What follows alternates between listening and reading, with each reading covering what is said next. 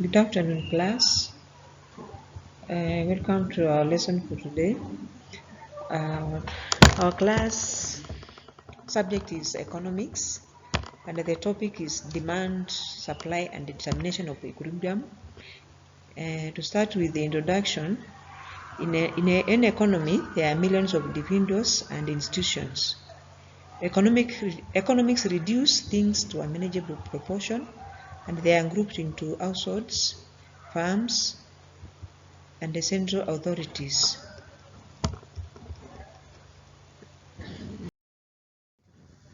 So we start by defining the household, and the household refers to all people who live under one roof and who make or are subject to others, making for them joint financial decisions.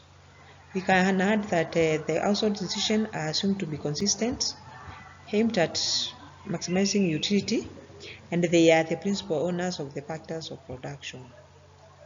So in return for the factors of production or services, or production that are supplied, they get their income.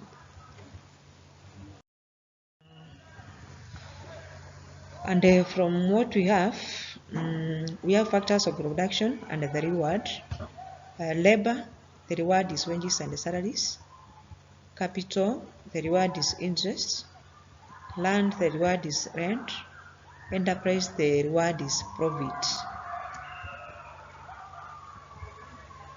So these are the rewards that the household receives after production.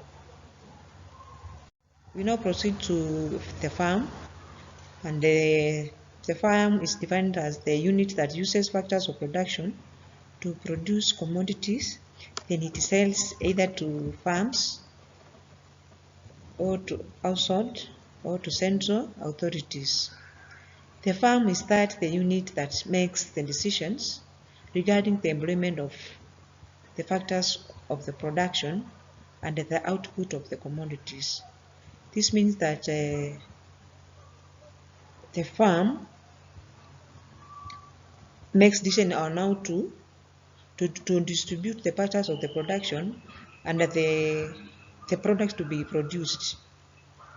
They are aimed at assuming they are assumed to be aiming at maximizing profits. So now we proceed to central authorities, and this comprehensive term includes all public agencies, government bodies, and the other organizations belonging to or under the direct control of the government. They exist at the center of legal and political power and exert control over individual decisions taken over the market. We go to the individual versus the market demand. And to start with, we start with the individual and the market demand schedule. To define the individual demand schedule, it is defined as the plan of the possible quantities that will be needed at different prices by an individual. It illustrates the first law of demand and the supply that states that more of a commodity will be bought at a lower than a higher price. And when you come down to a table, it will demonstrate more of that. So on our table, we have the price, we have also the quantity demanded per week. So we see when the price is 20, the quantity demanded is 3. When the price is 18, the quantity demanded is 3.5. And when the price is 16, the quantity demanded is 4. When the price is 14, the quantity demanded is 5. When the price is 13, the quantity demanded is 6. And when the price is 12, the quantity demanded is 7. So we can see from the table,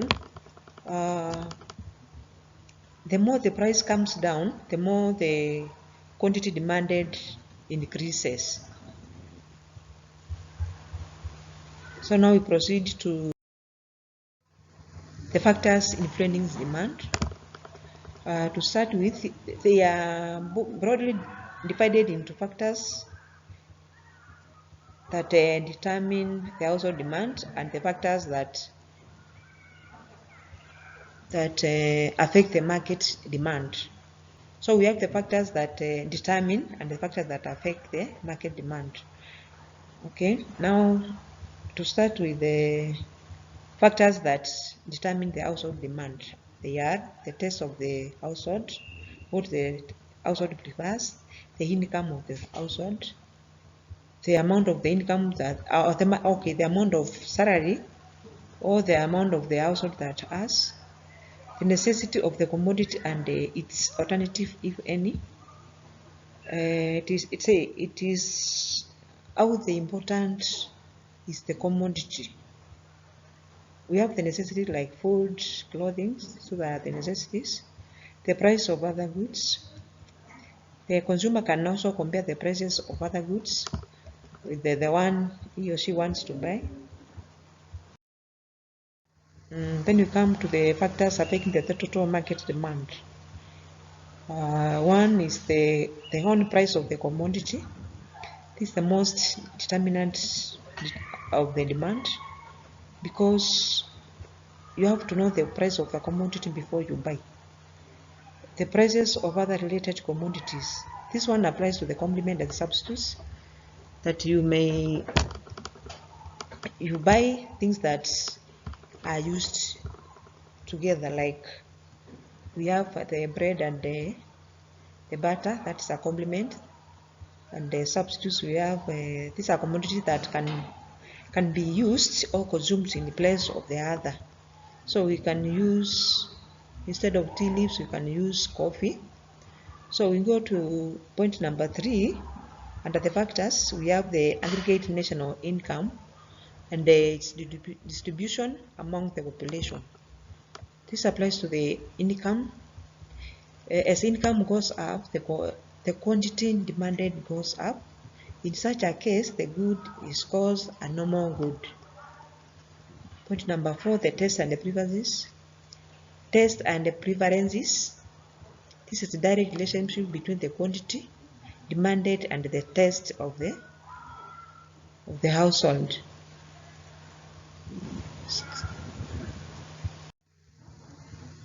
Then we proceed to the types of demand.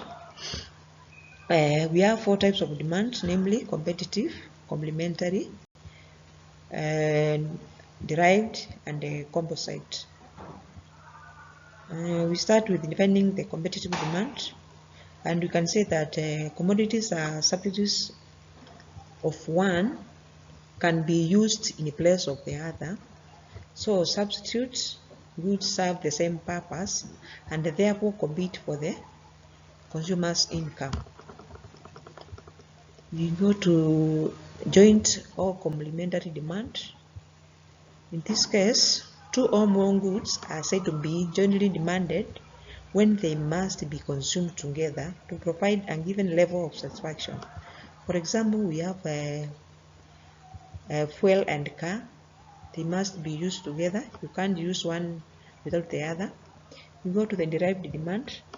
When a commodity is derived from the demand for the final commodity, which are, for example, a wood may be demanded for the purpose of manufacturing of furniture, and the furniture can include several furnitures. We can have chair, tables. Then we go to the last one, the composite demand. It applies to the commodities which have several uses or are demanded for several and different purposes. We give an example as well, a wood. It is used to make furniture. So a change in demand of one of them will affect the others. Meaning that if wood increases, the furniture will be affected, and the price will go up. Then we go to the summary. The trainees should recap on the demand, definition of demand, the household, and the farm, as the trainer confirms the correct answer.